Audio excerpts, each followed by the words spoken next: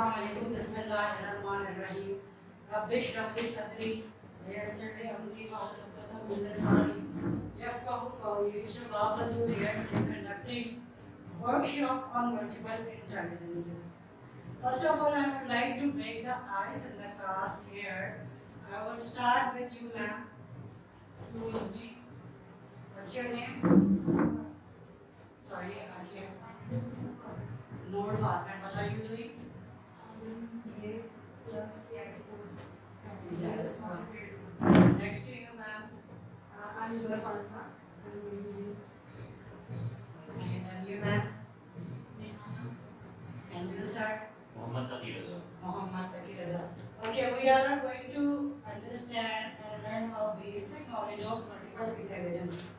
आप में से बहुत सारे लोगों ने ये सुना होगा कि हम लोग जब स्कूल्स वगैरह में होते हैं, क्लासेस में होते हैं, तो ज़्यादातर जो हमारे टीचर्स होते हैं वो हम लोगों को जो बेस करें, जो हमें जज कर रहे होते हैं, जो गेज कर रहे होते हैं, एज अ स्टूडेंट अगर हम देखें तो हमारे मैथ्स के ऊपर, हमारे लिंग्विस्टिक्स के ऊपर, या हम इंग्लिश कितना फ्लुएंट बोलते हैं, या हम मैथ कितना अच्छा सॉल्व कर सकते हैं, या हमारे नंबर कितने ज़्यादा आ रहे हैं, ठीक है। सो ये एक फिनोमेना है जो हम सिंस चाइल्डहुड अपने नर्सरी किंडरगार्टन से देखते आ रहे हैं और आज तक हम ये देख रहे हैं, नो मैटर हम पीएचडी में हैं या व्हाटएवर हम कर रहे हैं, ठीक। तो मल्टीपल इंटेलिजेंस बेसिकली एक थ्योरी है जो पेश की थी मिस्टर हॉवर्ड गार्डनर साहब ने, ठीक है। ये है मिस्टर हॉवर्ड गार्डनर साहब, इन्होंने मल्टीपल इंटेलिजेंस एक थ्योरी पेश की थी। बेसिकली एक साइकोलॉजिस्ट थे और इन्होंने ये एक कॉन्सेप्ट पेश किया था कि हर इंसान की एबिलिटीज जो हैं वो डिफरेंट है, हर एक का रीडिंग का स्टाइल डिफरेंट है। ज़रूरी नहीं है कि अगर कोई मैथ में अच्छा नहीं है तो he is not a genius, ठीक है। If someone is not good in English he is not a genius, if someone is not very good at solving a puzzle or making a jumble words or anything etc, ठीक है, तो वो he is a genius। इन्होंने ये कहा कि हर बंदा genius होता है, डिपेंड ये होता है कि उसकी क्वालिटी क्या है और आप उसको कैसे समझते हैं। अच्छा, अब ये इन्होंने बात जो पेश की इसके ऊपर इन्होंने एक अपनी पूरी किताब लिखी। किताब का नाम है फ्रेम्स ऑफ माइंड और ये किताब इनकी पब्लिश हुई थी 1983, ठीक है। ये मिस्टर जो हैं ये इन्होंने पीएचडी की हार्वर्ड यूनिवर्सिटी से और उसके बाद ये हार्वर्ड यूनिवर्सिटी में ही एज अ साइकोलॉजी टीचर भी काम कर रहे थे और ये अमेरिका में ही एज ए साइकोलॉजिस्ट भी काम कर रहे थे। अब क्वेश्चन ये है कि व्हाट आर मल्टीपल इंटेलिजेंसेस, वो क्या क्या चीज़ें हैं जिनकी बेसिक पर एक इंसान जो है वो अपने आप को अक्लमंद कह सकता है। Everyone is a genius on a whole different base और होल डिफरेंट लेवल। हर बंदे का अपना अपना एक क्राइटेरिया है, ठीक है। अब इनमें इन्होंने चीज़ों को किस तरह से कैटेगराइज किया, इसके अंदर सबसे पहले जो हमारे पास आती है चीज़, वो ये जो आपको पिक्चर में नजर आ रही है, इनमें से आपको क्या लगता है कि कौन सी चीज़ सबसे इम्पोर्टेंट होगी, जो इंसान सबसे ज़्यादा पिक करता है बिहेवियर, या उसका जो बिहेवियर है, उसका जो दिमाग है, वो किस चीज़ को सबसे पहले पिक करता है? आपको मुझे नजर आ रही है, इसमें आप लोगों को क्या लगता है? अच्छा, ये है स्पेशल, इसका मतलब होता है किसी चीज़ को देख के अडॉप्ट करने की इंटेलिजेंस, ठीक है। ये है नेचुरलिस्टिक, इसका मतलब है कि आप नेचर के हवाले से चीज़ों को कितना अंडरस्टैंड करते हैं। उसके बाद ये है म्यूजिकल, या आपके अंदर म्यूजिक की कितनी सेंस है। काइनेस्टिक, आपकी बॉडी। लॉजिकल और मैथमेटिकल तो ऑफ कोर्स सबको समझ आ रहा है, ठीक है। इंटरपर्सनल, इंसान की एक किसी दूसरे से बातचीत, और इंटरपर्सनल सेल्फ ऑब्सेस्ड या सेल्फ बिहेवियर, सेल्फ असेसमेंट। अब आप लोगों को क्या लगता है कि इनमें से कौन सी चीज़ है जो इंसान की तकरीबन हर इंसान की सबसे ज़्यादा बेस काम करती है? No idea. तो अब हम क्या करेंगे, गार्डनर साहब से पूछते हैं कि वो क्या कहते हैं कि कौन सी चीज़ क्या है और किस तरह से वर्क करती है। सबसे पहले हमारे पास जो इंटेलिजेंस देते हैं वो कहते हैं कि विजुअल, स्पेशल और विजुअल इंटेलिजेंस, यानी किसी चीज़ को देख के समझने की, उसको अडॉप्ट करने की सलाहियत। अब देखने से भी रिलेटेड चीज़ें होती हैं कि किसी को किताबें देख के जल्दी समझ आता है, किसी को पिक्चर देख के जल्दी समझ आता है। ज़्यादातर लोग आजकल जो है वो प्रेफर ये करते हैं कि कोई चीज़ जो है वो एज अ पिक्चर सामने आ जाए या एज अ वीडियो सामने आ जाए, ठीक है। तो इसके अंदर इन्होंने हमें बहुत सारी चीज़ें बताई जिसमें से कुछ ये मैंने एक्सप्लेन की हैं।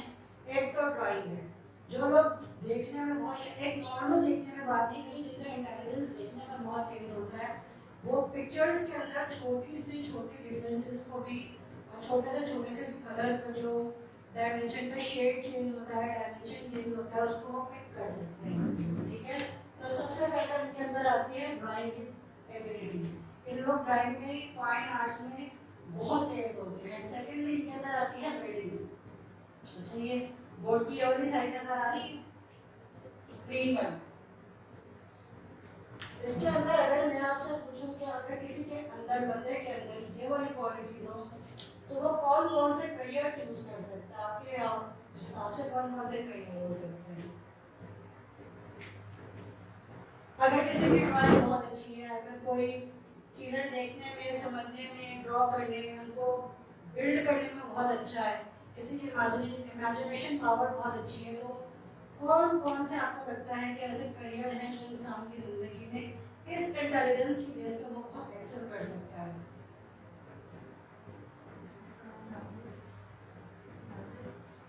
Which artist? A music, a singer is also an artist. The sculpture, art and start sculpture, very good.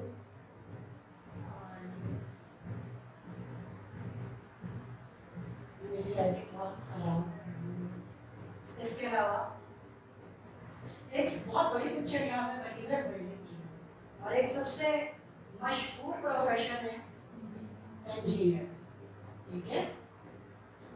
Engineering में लोग जो है लॉजिकली ज़्यादातर वही लोग बहुत ज़्यादा एक्सेल करते हैं जिनके दो इंटेलिजेंसेस बहुत तेज होते हैं, एक मैथ्स और दूसरी इमेजिनेशन और बिल्डिंग पावर। क्यों? क्योंकि उनको एक मैप के ऊपर एक पूरी बिल्डिंग को अपने दिमाग से बनाना होता है। नथिंग, उनके सामने कोई चीज़ नहीं होती, ठीक है।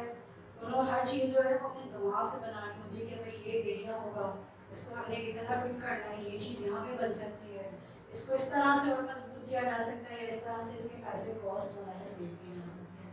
तीसरी चीज़ है डिज़ाइन। अच्छा, एक प्रोफेशन है जो शायद पाकिस्तान में इतना नहीं है, लेकिन है इंटीरियर डिज़ाइनर, ठीक है। इंटीरियर डिज़ाइनर वालों को तो महंगी की भी ज़रूरत नहीं है, उनके सामने स्पेस होती है और उन्होंने सिर्फ अपना दिमाग चलाना होता है। कौन सा कलर, किस कलर के साथ का कॉम्बिनेशन, किस शेप का डेकोरेशन, किस शेप का सोफा, पर्दा और वगैरह वगैरह, तो ये सब चीज़ें देख के वो बहुत अच्छे से इंटीरियर डेकोरेशन करते हैं। And you won't believe they are earning in lakhs. वो एक एक प्रोजेक्ट का लाखों के हिसाब से पैसे लेते हैं, और ये कराची की बात हो रही है, ठीक है। तो ये एक ऐसी करियर है जो सिर्फ उनकी एक इंटेलिजेंस की बेस पर जो है वो बहुत काम कर रही है। इसके अलावा ये अमेजिंग एंड पजल्स जो हैं ये हम बच्चों के लिए रखते हैं कि जब उन्हें कोई चीज़ें सिखानी होती हैं तो अक्सर होता है कि बच्चे वोकैबुलरी में लो होते हैं, उनको वर्ड समझने में मुश्किल होती है, तो हम उनको jumble words, cross words, puzzle words, इस तरह की चीज़ें देख के बच्चों को सिखा सकते हैं। पिक्चर्स में देख के तो आई थिंक सो ये एक्सप्लेन करने की भी ज़रूरत नहीं है कि बच्चे या बड़े पिक्चर को देख के बहुत तेज़ी से अडॉप्ट करते हैं। बाज़ दफ़ा क्या होता है कि टॉपिक बोरिंग होता है, लेकिन पिक्चर जो है वो काफ़ी इंटरेस्टिंग होती है। आपको शायद नजर नहीं आ रहा ना, अब सही है। तो पिक्चर काफ़ी इंटरेस्टिंग होती है, तो वो वहाँ देखकर रुक जाते हैं। इमेजिनेशन में मैंने आपको बताया इंटीरियर डिज़ाइनर। इसके अलावा आप लोगों के दिमाग में अगर कोई करियर आता है तो मुझे बताएं।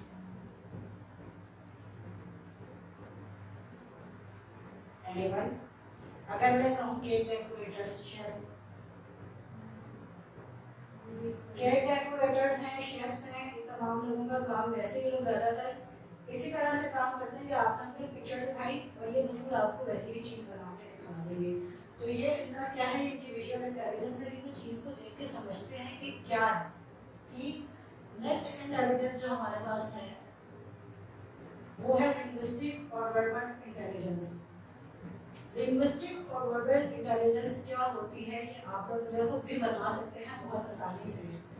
कौन बताना चाहेगा? आप लोग में से कोई नोट तो नहीं कर रहे ना? ये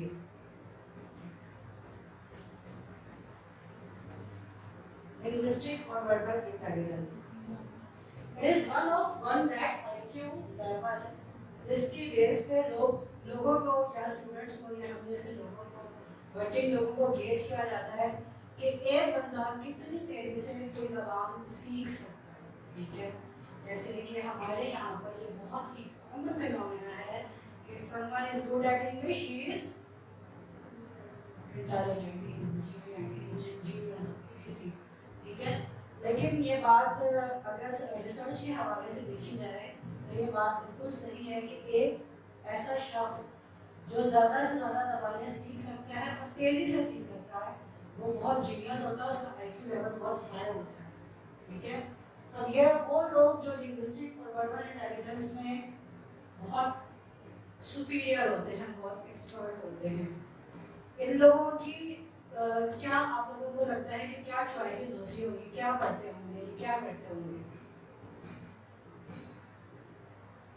आपने देखा होगा कुछ लोग होते हैं जो आपके कॉलेजेस में, जो आपके यूनिवर्सिटीज में, जो आपके स्कूल्स में डिबेट्स के अंदर बहुत इन होते हैं और अक्सर उनको प्राइज भी मिल जाता है। ये वही लोग होते हैं जो इस इंटेलिजेंस के लोग होते हैं। उनका दिमाग चलता ही इन चीज़ों के अंदर है कि कोई एक आप बात पकड़े और उस बात के अंदर से नई बात निकालें, नई इन्वेस्टिगेशन करें, उसके अंदर से नई नई चीज़ें सीखें, उसमें नई वोकैबुलरी करें। अब इसके अंदर कोई मुझे करियर बताएं, क्योंकि हमारा यहाँ मल्टीपल इंटेलिजेंस जो है इस वर्कशॉप का मकसद ये है कि कोई भी बंदा अपने इंटेलिजेंस की बेस पे कैसे सीख सकता है और उस अपने ही सीखे हुए को कैसे आगे यूज कर सकता है। तो जो लोग रीडिंग और हियरिंग स्पीकिंग में तेज होते हैं, चलो जो स्पीकिंग में तेज होते हैं, डिबेटिंग में तेज होते हैं, वो तो मेरे ख्याल से शायद पॉलिटिशियन होते हैं या फिर वो किसी डिबेटिंग क्लब के चैंपियन होते हैं। इसके अलावा कोई मुझे बताएं, पॉलिटिशियन हम लगा लेते हैं, हाँ एंकर बन सकते हैं, वेरी गुड, मोटिवेशनल स्पीकर,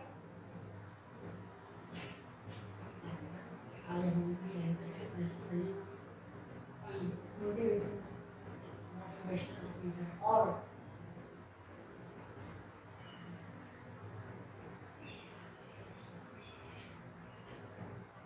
ऐसे लोग ट्रांसलेटर्स भी हो सकते हैं, ठीक है। इसके अलावा एक बहुत फेमस करियर है जो आप बता सकते हैं, न्यूज़पेपर एडिटर, चैनल लगा।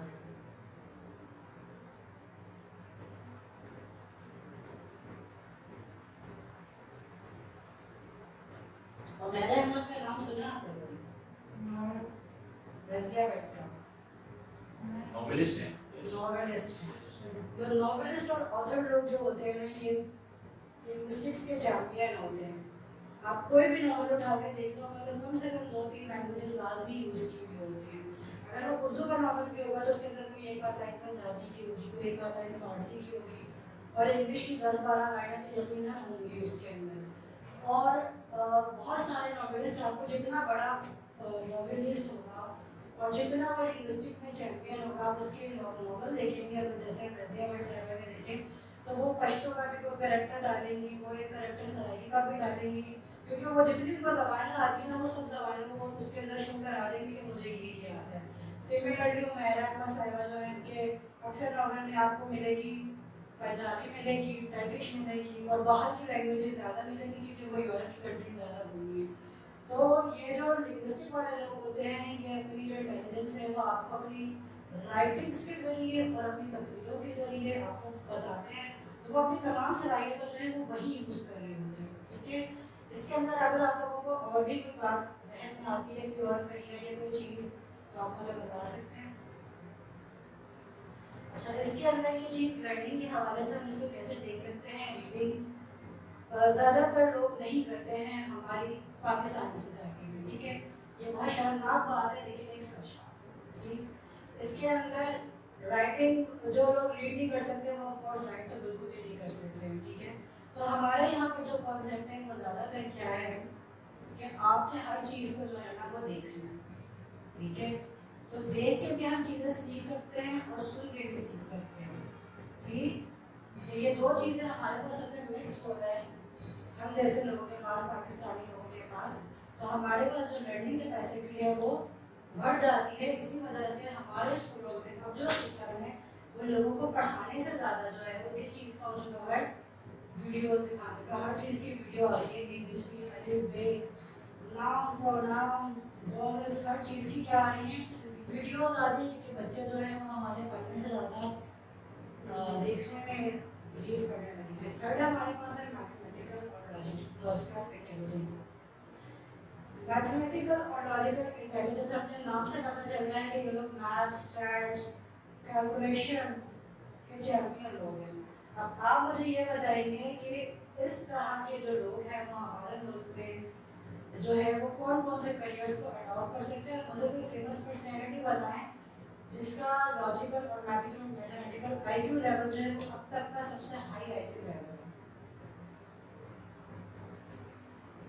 है। एक बंदा है जिसका लॉजिकल और मैथमेटिकल आईक्यू लेवल अब तक का हाईएस्ट आईक्यू लेवल है, which is 20।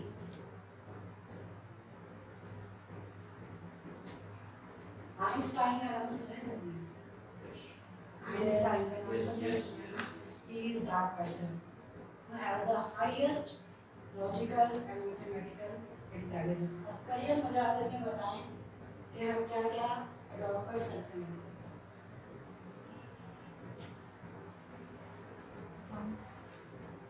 Very good. Accountant और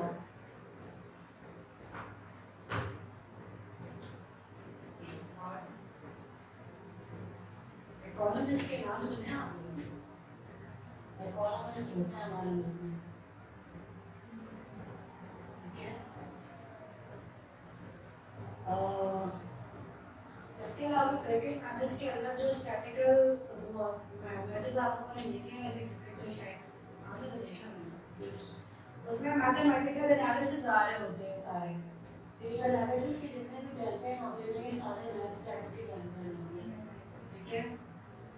इसके अलावा लॉजिकल मैथ्स हमें कहाँ पे काम आती है? एक्सपेरिमेंट्स में।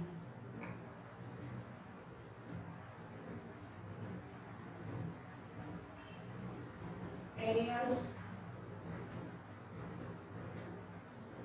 Still no architects. अब आप पूछेंगे आर्किटेक्ट कैसे?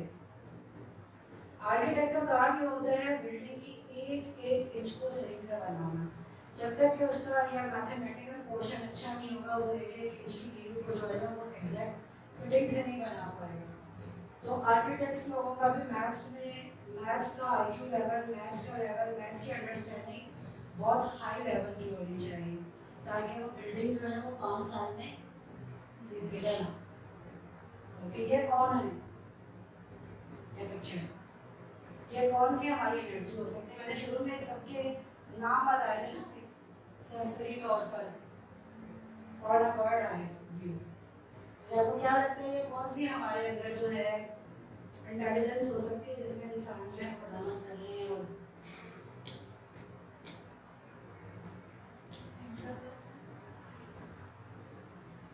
इंट्रापर्सनल और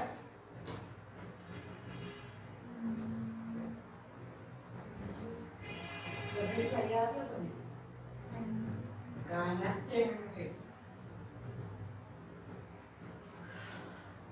बहुत सारे बच्चे होते हैं, आप उनको आइज आइज आइज आइज करते रहे तो नहीं समझ आएगा। आप ऐसे आइज करते हो कि आगे सिर्फ एकदम ऐसे ऐसे, तो उनको आइज हमेशा याद रहे। बहुत सारे लोग ऐसे होते हैं जिनको आप किताबों से जितना मर्जी समझा लें, सुना लें, कुछ भी करना उनको नहीं समझ आता है, ठीक है। लेकिन उनको इस तरह से समझ आ जाता है कि आपने उनको बता दी कि भाई एक काम ऐसे करना है, आप समझ नहीं आ रहा, आप कहेंगे ये चीज़ आप पकड़े। फॉर एग्जाम्पल ये लैपटॉप है, अब वो बंदा अपने हाथ से चला रहा है, आप बता रहे हो, वो अपने हाथ से चलाता जा रहा है, वो एक दफ़ा चला लेगा ना, उसको चलाना आ जाएगा, उसको चीज़ करने आ जाएगी, ठीक है। और अगर आप उसको 1000 दफ़ा बता देंगे कि ये लाल वाला बटन ऑन करना है, तो वो उसको समझ नहीं आनी। तो इस तरह के जो लोग होते हैं ये होते हैं किनेस्थेटिक इंटेलिजेंस के लोग, यानी कि ये तब तक नहीं सीखते जब तक इनकी बॉडी जो है वो मुसलसल मूवमेंट में नहीं होती, ठीक है। अपने हाथ से करेंगे, सीखेंगे, अपने हाथ से अगर ये वॉक करते हुए कोई चीज़ पढ़ेंगे तो इनको याद हो जाएगी, अगर ये कोई चीज़ डांस करते हुए करेंगे तो इनको याद हो जाएगी। बाज़ लोग आपने देखा है डांस में बहुत अच्छे होते हैं, हमें वो समझ में नहीं आ रहा था कि वो कर क्या रहे हैं, लेकिन वो कर रहे होते हैं, उनकी बॉडी एवरेज होती है, वो डांस में बहुत अच्छे होते हैं। ठीक है, अब इसके अंदर जो प्रोफेशन हमारे पास हैं वो आप बताएंगे मुझे क्या क्या, कुछ तो इसमें नजर ही आ रहे हैं। डांसर्स पाकिस्तान में इतने हैं नहीं, लेकिन टीवी के हवाले से देखा जाए तो डांसर्स भी हैं, एक्टर्स, एक्टर्स, कॉमेडी मेकर्स,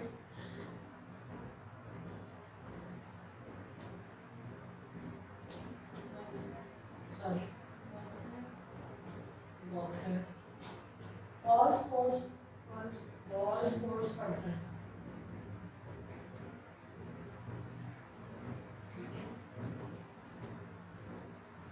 और कुछ अगर मैं कहूँगा एक प्लम्बर, क्योंकि प्लम्बर भी जब तक अपने हाथ से उन छेदों में नलके नहीं फिट करेगा ना, उसको भी काम करना नहीं है। ठीक है, तो वो तमाम लोग जो फिजिकल एक्टिविटीज करते हैं अपने हाथों से कर रहे हैं, ठीक है, लाइक प्लम्बर्स हैं, लेबर्स हैं, इंजीनियर्स, इसमें भी आप एक हद तक फॉलो कर सकते हैं। ठीक है, राइटर का काम दिमाग का होता है, सही है, वो जितना पढ़ेगा उसकी वोकैबुलरी बढ़ेगी, उसका लिंग्विस्टिक्स बढ़ेगा, तो वो राइटर बनाएगा, उसका बॉडी का काम नहीं, उसका दिमाग का काम। इंजीनियर का भी बेसिक काम दिमाग का है। ठीक है, एक्टर्स जो हैं वो उनको तो बस आपने ऐसे सामने रखना है और उन्होंने अपनी बॉडी हिलाते जाना है, वो काइनेटिकली वर्क करेंगे। डांसर्स हैं जुम्बा, जुम्बा ट्रेनर्स, जुम्बा और योगा ट्रेनर्स जो होते हैं, ये सब किस में आते हैं, बॉडी इंटेलिजेंस में आते हैं, क्योंकि ये बॉडी को समझते हैं कि किस पार्ट को मूव करने से कौन सा हिस्सा इंक्रीज या डिक्रीज किया जा सकता है, कैसे कैलोरीज कम की जा सकती है। ठीक है, इसके अगर कोई क्वेश्चन है, ये कौन है,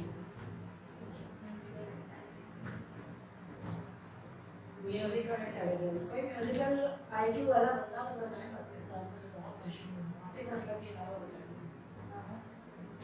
राहत फतेह अली खान और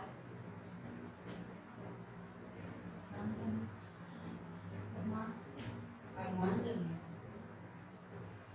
चलो मान लेते हैं। अच्छा, म्यूजिकल इंटेलिजेंट लोग होते कौन, ये वो लोग होते हैं जो म्यूजिक की एक जो है ना वो सा से लेके जो है ना वो हर चीज़ उनको, मतलब आप जितना मर्जी घुमा फिरा के इनको बता दें ये समझ सकते हैं उसको। ठीक है, कौन सी टून कहाँ कैसे किस तरह बज रही है, उसकी रिजेंबल्ड कौन सी टून है और कौन सी टून उसके करीब की टून है, ये समझेंगे। इनको आप कायदे आज़म के 14 में काट गाने बना के याद करा दें, ये याद कर सकते हैं कायदे आज़म के 14 में।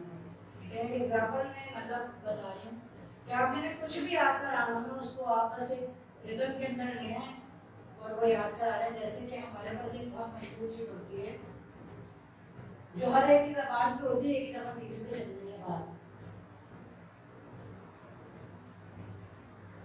उस चीज़ को कहा जाता है जिंगल। ठीक है, जिंगल, जिंगल पता है क्या होता है, जैसे डिंग डोंग हिला की डिंग डोंग। अब ये कोई बंदा कहीं पे भी सुनेगा ना उसके दिमाग में पूरा इश्तिहार घूमेगा कि ये कौन सा इश्तिहार है, डिंग डोंग का। ठीक है, कि ये जो जिंगल्स होती हैं ना ये ज़्यादातर वो लोग बनाते हैं जो म्यूजिकली जिनका जो टेस्ट है, जो उनकी अंडरस्टैंडिंग है वो बहुत ज़्यादा है, क्योंकि वो एक ऐसा सुर ऐसा राग उठाते हैं जो बंदे को पिक करने में आसान हो, तो उसके दिमाग में फिट हो जाए, और उसके अंदर वर्डिंग से लोग आसान इसलिए लिखते ताकि हम बंदा याद रख सके। तो अब मैं अगर डिंग डोंग बबल कहूँ तो सबको पूरा पूरा इश्तिहार दिमाग में बिल्ली और घंटी में घूम रहा होगा वो इश्तिहार। ठीक है, तो ये जो काम होते हैं ना ये म्यूजिकल इंटेलिजेंट लोगों के होते हैं। अब ये लोग कौन कौन से प्रोफेशन में होते हैं, इनका जो सबसे बेसिक काम होता है वो ये लोग होते हैं सिंगर, जी म्यूजिक डायरेक्टर, म्यूजिक डायरेक्टर्स और कंपोजर्स, ये लोग होते हैं म्यूजिकल जीनियस लोग, क्योंकि इनके पास कुछ भी नहीं होता और ये एक आपको धुन बना के दे देते हैं और अब आपको उसमें गाना कैसे फिट करना है ये बात करना। सिंगर का काम क्या होता है, उसके पास लिरिक्स होते हैं, उसके पास धुन होती है, उसने सिर्फ अपनी आवाज़ लगानी होती है। म्यूजिक डायरेक्टर और कंपोजर ये भले जितनी भी गंदी आवाज़ हो लेकिन उनका म्यूजिक सेंस बहुत अच्छा होता है, वो चीज़ों को अंडरस्टैंड करते हैं कि अगर एक से फॉर एग्जाम्पल अगर एक कोई दुखी गाना है तो उसके अंदर कौन सा सुर लगाया जाएगा, कौन सी राग लगाई जाएगी कि हर बंदा जो है ना उसकी आंखों से आंसू निकलने शुरू हो जाएंगे। और अगर कोई एक बहुत एक्सट्रीम जो है वो ऐसा गाना बनाना है कि हर बंदा जो है वो खड़े खड़े डांस करना शुरू हो जाए, तो उनको ये पता होगा कि कौन से सुर को किस सुर में मिक्स करके क्या लगाना है कि हर बंदा जो है ना वो खड़े खड़े उसके कम से कम पैर या हाथ तो हिल रहे हैं। ठीक है, तो ये इन लोगों की इंटेलिजेंस होती है, ये आप और मैं नहीं कर सकते हैं, हम तो सुन के भी सही नहीं गा सकते हैं। ठीक है, तो ये लोग होते हैं कौन, म्यूजिक डायरेक्टर्स, कंपोजर्स। और इसके अलावा आजकल बेबी शार्क मतलब मुझे नहीं पता शायद कोई बच्चा हो जिसको ना आता।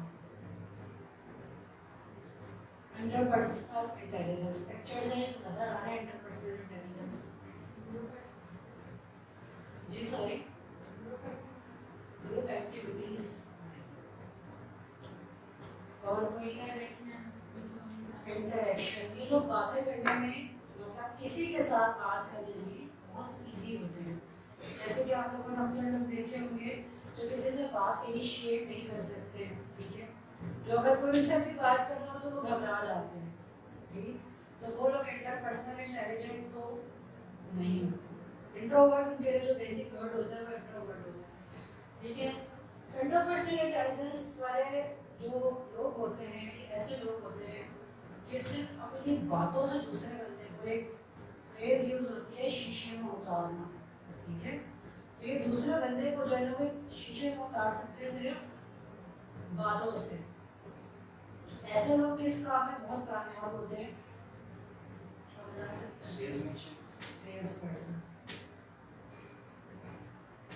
ये लोग होते हैं इंटरपर्सनल इंटेलिजेंट, उनको पता होता है कि इस बंदे से कैसे बात करनी है, उसके और उसकी बातों से जो है ना वो अपनी बातें किस तरह से मनवानी है। यानी कि आपने किसी बंदे से हल्की सी बात शुरू की कि हेलो मिस जोया कैसी है, कहाँ पढ़ी है, अच्छा आप यूँ करते हो, अपना काम उस बंदे से कैसे निकलवाना है या अपनी बात अपने बंदे तक कैसे कन्वे करनी है, ये इंटरपर्सनल इंटेलिजेंट लोगों को आती है। इंटरपर्सनल इंटेलिजेंट लोग जो होते हैं ये सेल्स पर्सन होने के अलावा टीचर्स भी होते हैं, ठीक है, इसके अलावा ये मोटिवेशनल स्पीकर भी होते हैं। और क्या हो सकते हैं,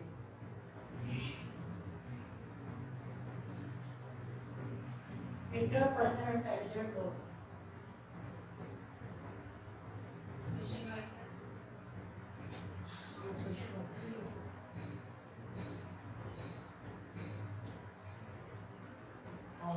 साइकोलॉजिस्ट भी हो सकते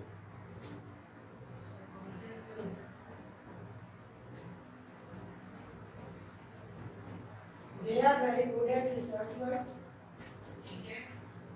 बिलखसूस जो टीम बिल्डिंग के अंदर रिसर्च वर्क होता है इसके अंदर ये लोग बहुत स्पेशल होते हैं। इसके अलावा ये लोग केस स्टडीज जो होती हैं डिफरेंट कंपनीज के अंदर, केस स्टडीज को डिस्कस करने के लिए और रिजॉल्व करने के लिए ऐसे लोगों को ढूंढा जाता है जो दूसरों से बात करने में, कम्युनिकेट करने में बहुत शार्प होते हैं, ठीक है।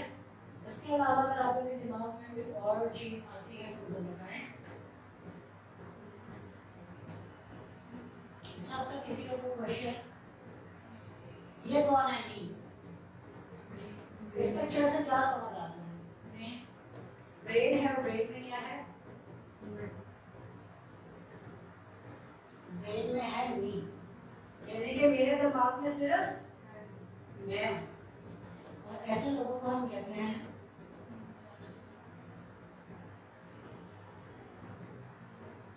इंटरपर्सनल इंटेलिजेंट लोग।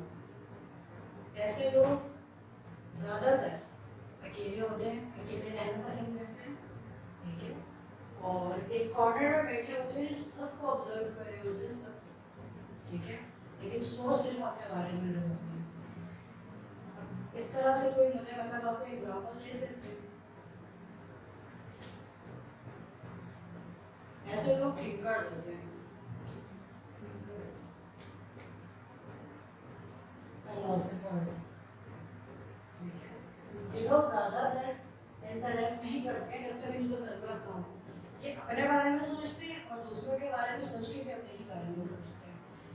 अपने बारे में कैसे सोचते हैं कि मुझे क्या करना चाहिए कि मैं आगे बढ़ जाऊँ, मैं किसी दूसरे बंदे से कैसे हेल्प ले लूँ कि मैं आगे बढ़ जाऊँ, किसी का फ़ायदा करके मैं आगे कैसे बढ़ सकता हूँ, या मुझे आगे बढ़ने के लिए दूसरे का फ़ायदा कैसे, यानी कि अगर ये किसी का फ़ायदा भी कर रहे हैं ना, तो ये अपनी ज़ात के लिए कर रहे हैं, ये सेल्फ ऑब्सेस्ड लोग होते हैं, अपने बारे में सोचते हैं, ठीक, अपने बारे में सोचना बहुत ही अच्छी बात है जी। हाँ, इसमें मेरा क्वेश्चन है, ये जो थिंकर्स या थिंक टैंक्स होते हैं, ये तो सिर्फ अपने बारे में नहीं सोच रहे होते, ये तो सोसाइटी के बारे में भी सोच सोसाइटी रहे के होते बारे हैं। में ऐसे ही सोच रहे होते हैं कि सोसाइटी मुझे इससे क्या फ़ायदा हो सकता है, सही। और ना हो, यानी कि अगर पूरी सोसाइटी की इकोनॉमी ग्रो होगी तो अल्टीमेटली मेरी भी इकोनॉमी ग्रो होगी, तो इस तरह से भी सोच रहे होते हैं। ये वो बहुत पॉजिटिव थिंकर्स नहीं है, ये नॉर्मली थिंकर्स हैं जो एक मतलब कम्युनिटी के लिए, जब या अपने आसपास के लोगों के लिए तभी अच्छा सोचते हैं जब अपने लिए भी फायदा। एग्जैक्टली, लेकिन हम थिंक टैंकर्स की बात करते हैं वो डिफरेंट आ जाएगा, जी। क्योंकि वो भी होता है कि सोसाइटी एज ए होल। आपने सोशल वर्कर में और फिलैंथ्रोपिस्ट में चले जाते हैं, फिलैंथ्रोपिस्ट, ठीक है, तो ये वो लोग होते हैं जो अपने बारे में शार्प होते हैं। अच्छा, ऐसे लोग ज़्यादातर फिट होते हैं क्योंकि अपने आप को जो है ना बहुत गौर से डेली जो है शीशे के आगे देख रहे होते हैं कि क्या चीज़ जो है वो मेरी खराब हुई है, और मेरे बाल और मेरी आंखें वगैरह।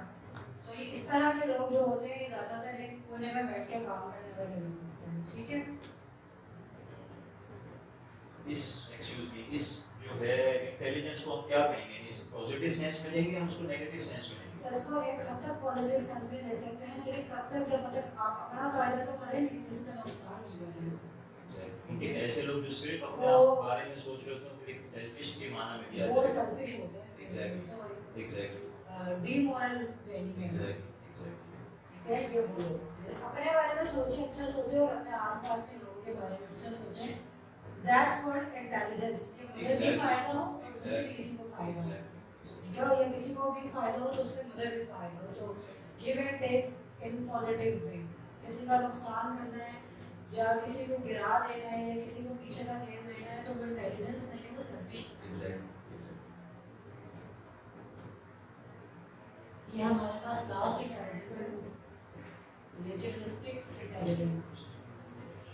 ये वो लोग होते हैं जो ट्रैवलिंग के शौकीन होते हैं, ठीक है, और अगर ट्रैवल ना भी करें तो अपने आस पास की चीज़ों में, आसमान से लेकर ज़मीन तक की हर एक चीज़ में, छोटी छोटी चीज़ में ये लोग गौर करते हैं, ठीक है। इनको ज़्यादातर प्लांट्स, इनकी यानी कि अगर इनके अगर इतना सा भी होगा ना तो उसमें प्लांट्स होंगे, ठीक है। ये ऐसा मिस्टर गार्डनर कहते हैं कि ये जो लोग होते हैं अगर इनका अगर ज़रा सा भी होगा ना तो ये बॉटल्स में प्लांट्स बनाएंगे, लगाएंगे, ठीक है, ये वॉक पे चले जाएंगे, ये घंटों आसमान को देखेंगे। इनके इंटेलिजेंस इस लेवल से, इस हिसाब से ज़्यादा होते हैं कि ये अल्लाह ताला की बनाई हुई चीज़ों को अंडरस्टैंड तेजी से करते हैं, ठीक है। अब इसके अंदर भी हमारे पास सरप्राइजिंगली करियर्स हैं, ठीक है। अब इसके अंदर नेचुरलिस्टिक में सिर्फ हमारे पास प्लांट्स नहीं आते, ये अल्लाह की बनाई हुई हर मखलूक, यानी कि जानवर है, परिंदा है, शजर नजर अमदार, जो चीज़ें आपके पड़ोस में उसको नज़र आ रही है ना, वो उसके बारे में सोचता है, उसमें रहना पसंद करता है कि ये क्या है क्यों है, ठीक है। तो आप मुझे आप लोग बताएंगे इसमें कोई करियर्स?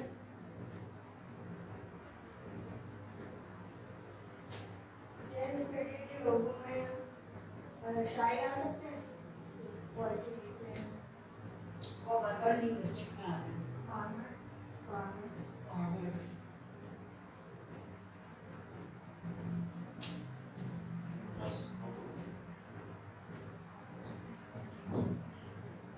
बायोलॉजिस्ट जितने होते हैं वो सारे इसी में आते हैं, जी आर्कियोलॉजिस्ट आते हैं। Photographers are visual intelligent. Photographers are visual intelligent. They are not naturalistic intelligent. They are visual intelligent. वो चीज़ों को देख के समझते जल्दी हैं। ठीक है? हाँ, नेचर फोटोग्राफर अगर है तो नेचर में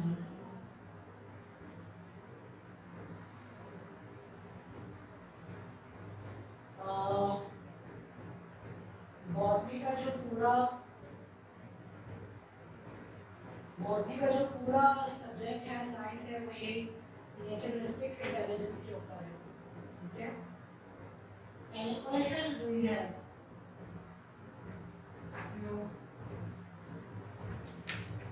अच्छा, ये इंसान का जो है काफ़ी लंबा सा एक इंटेलिजेंट आईक्यू जो टेस्ट मौजूद है, और चूँकि वो बहुत लंबा आईक्यू टेस्ट है तो मेरे पास पीडीएफ में मौजूद है। अगर कोई अटेंड करना चाहता है तो वो मुझसे पीडीएफ ले सकता है। ठीक है? क्योंकि वो फिर उसके बाद जनरेट भी होता है। Anyone has any question? Yes, I have one question. एक इंटेलिजेंस हमने बात की, मल्टीपल इंटेलिजेंस के हवाले से। अब इसमें सवाल ये उठता है कि हाउ कैन अ पर्सन जज हिज इंटेलिजेंस, कि मेरे अंदर क्या इंटेलिजेंस है। मैं डिफरेंट इंटेलिजेंस पे बात तो कर ली। अब मैं हूँ, लेट्स सपोज मेरे अंदर कोई सलाहियत है जो छुपी हुई है, मुझे उसका अंदाजा नहीं है। अब मैं उसको कैसे जज करूँ कि मेरे अंदर ये सलाहियत है, या किसी और को मैं गाइड करना तो देखो अगर तुम्हारे अंदर ये सलाहियत है, तुम इस तरह करके राइज कर सकते हो, या इस प्रोफेशन, जिस प्रोफेशन में तुम हो राइट नाउ, तुम इस प्रोफेशन को क्विट करके इस प्रोफेशन में जाओ तो तुम ज़्यादा ग्रो करोगे। राइट? तो उसके लिए क्या होना चाहिए, ये उसका क्या क्राइटेरिया होना चाहिए, किस तरह से होना चाहिए? एक बंदे की जो होती है वो टेंडेंसी होती है इंसान के अंदर। सही। उसको अपनी टेंडेंसी ऑटोमेटिकली नजर आ रही है। फॉर एग्जांपल मैं अपनी बात करूँ तो मुझे खुद पता है कि मुझे चीज़ें जब तक रीड करने में ना आ जाए ना, मुझे चीज़ें समझ नहीं आती। ठीक है? तो मुझे ये पता है कि मेरी जो लर्निंग एबिलिटी है वो कौन सी सेंस में ज़्यादा जाती है। ठीक है? और बाज़ लोगों को सिर्फ देखने से ही पता चल जाता है कि कुछ चीज़ें देख के ज़्यादा समझ आती हैं या लिख के ज़्यादा समझ आती हैं। बाज़ लोग होते हैं अपने हाथ से लिखते हैं चीज़ें, उनको याद रहती है, उनको समझ आती है। ठीक है? अगर आप फॉर एग्जांपल अगर मैं हूँ तो मुझे पता है कि मैं ज़्यादा अपनी बॉडी मूव नहीं कर सकती, तो मैं ये डांस वांस और स्पोर्ट्स वगैरह बिल्कुल नहीं। ठीक है? तो मुझे ये पता है कि या तो मुझे चीज़ देख के समझ आएगी। अब मैं अगर कोई चीज़ देख रही हूँ, मैं घर में देख रही हूँ तो मुझे पता है कि वो मुझे नहीं समझ आएगी, मुझे भूल जाती है 5 मिनट बाद। ठीक है। तो इंसान को खुद ही अपनी सलाहियतों का पता चलना होता है कि वो रियलाइज ना कर रहा हो एक अलग बात है, लेकिन उसको अपनी सलाहियतों का पता चल रहा होता है। एक जो है बंदा उसकी चीज़ें जो होती हैं वो देखने की एबिलिटी थी, वो एक शार्प मेमोरी होती है, उसको ये भी याद होता है फिर उसने यूँ देखा तो उसे ये भी पता होगा कि इस दीवार की इस तरफ जो है कौन सी पेंटिंग लगी हुई थी, किस कलर की लगी हुई थी। तो ऐसे जो लोग होते हैं ये विजुअल स्पेशल होते हैं, उनको खुद अपने ऊपर गौर करना चाहिए। और दूसरा इसके अलावा जो दूसरा तरीका है वो साहब ने जिन्होंने ये थ्योरी पेश किया मंडल के कहते हैं गार्डनर साहब, रॉबर्ट गार्डनर, इन्होंने एक टेस्ट भी बना के दिया जिसकी मैं भी बात कर रही थी। टेस्ट मैंने निकाल तो लिया है पीडीएफ में, लेकिन यह है कि काफ़ी लंबा टेस्ट है। तो आप उसको रीड करते जाए, उन्होंने क्रॉस क्वेश्चनिंग में बहुत सारे क्वेश्चन बनाए, यानी कि आपकी एक ही एबिलिटी के हिसाब से, आपकी एक ही एबिलिटी को लेकर उन्होंने क्रॉस क्वेश्चन बनाए।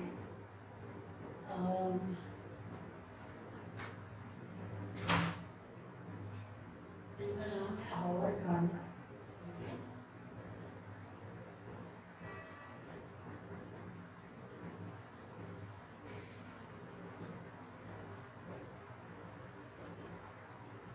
इसके अंदर तकरीबन 70 या 70 प्लस क्वेश्चन है इसके अंदर। ठीक है? और हर एबिलिटी के अंदर जैसे एक क्वेश्चन इन्होंने सीधा बता दिया कि मैं चीज़ें देख के ज़्यादा समझता हूँ, आपने लगा दिया टिक। सही है? तो 8वां 9वां 10वां सवाल को पता ही क्या होगा कि मैंने एक चीज़ देखी, उसके बाद मुझे ये समझ आया, वो समझ नहीं आया, मैं इस चीज़ को इस तरह से अंडरस्टैंड कर सकता हूँ। तो अब आपने उसमें लगा दिया क्रॉस। ठीक है? तो इसका मतलब आपको अपनी खुद की भी एबिलिटी नहीं पता है। तो इस तरह से उन्होंने क्रॉस क्वेश्चंस बनाए हैं, तो जब आप उन तमाम सवालों को सॉल्व कर लेते हैं ना तो वो भी लिख लीजिए इस तरह से रिजल्ट देता है। तो आपकी हाईएस्ट जो इंटेलिजेंस होती है, जैसे मेरी रीडिंग है, ठीक है, तो मेरी वाली में जो है ना वो तकरीबन सारे लगभग वाले एक जैसे आ रहे थे। तो वर्बल जो आपकी सबसे हाईएस्ट आ गई 80%, ठीक। उसके बाद सेकंड आपकी आ गई स्पेशल 5%, 10%, इस तरह से करके काइनेस्टिक में हमें 0 आ गई, इसलिए क्योंकि मुझे अपने हाथ से कोई चीज़ करने पसंद नहीं है। सही। इस तरह से वो पूरा एक रिजल्ट बना के देते हैं। सेकंड सेल्फ रियलाइजेशन बहुत ज़रूरी है कि मुझे कौन सी चीज़ ज़्यादा समझ आती है। ये मुझे किताबें पढ़ के ही समझ आती है, ठीक है। जब तक ये चीज़ मुझे रिटर्न फॉर्म में ना लिखी हुई मिले और मैं उसको पढ़ती रहूँ एक दो दफ़ा, तो मुझे समझ नहीं आती है। बहुत सारे लोगों को लिखा हुआ कुछ भी समझ नहीं आता, उसको पिक्चर एक दफ़ा दिखाते हैं, उसको लॉर्ड तक याद होगा कि किस कलर का लगा हुआ है। तो इस तरह हर बंदे को जो है वो सिर्फ रियलाइजेशन होती है कि मुझे कौन सी चीज़ कहाँ कितनी समझ आती है। बच्चों को हाँ अलबत्ता हम बहुत आसानी से अंडरस्टैंड कर सकते हैं कि हमने उनको पजल्स दे दिए, तो हमने देखा कि उसने स्पेलिंग बनाने के लिए बनाया। पजल्स के अंदर ज़्यादातर हम क्या करते हैं, स्पेलिंग बच्चे को दे देते हैं, ठीक है। और फिर उसके अंदर आप उसको पजल क्रॉस पजल दे देंगे, इसमें से ये वर्ड निकाल के दिखाओ, उसको आपने देखा होगा बटन जब बाहर आता है कि हम लोग पहले उसमें क्रॉस में पजल किया करेंगे और रास्ता तलाश करेंगे कि ये कहाँ है। इस तरह से भी चीज़ें हैं, ये चीज़ें आप बच्चों को देंगे, क्रॉस देंगे, या तो कुछ चीज़ को दिखाते हैं तो आपको बच्चों को तो फौरन आपकी ऐसे समझ में इस चीज़ को, ये बात बच्चे होते हैं बात से ऐसे फौरन आपके समझ में बात बच्चे आपको देखते हैं आपके हैंड में 14 मिनट इसमें क्या है। तो आप बच्चों को अपने तरीके से सेल्फ रियलाइजेशन थोड़ी सी टाइम आगे आपको पता चल जाता है कि मैं इस तरह से ज़्यादा सीख सकता हूँ। Any other question? Okay, that's all from my side. Thank you so much. Thank you. Thank you.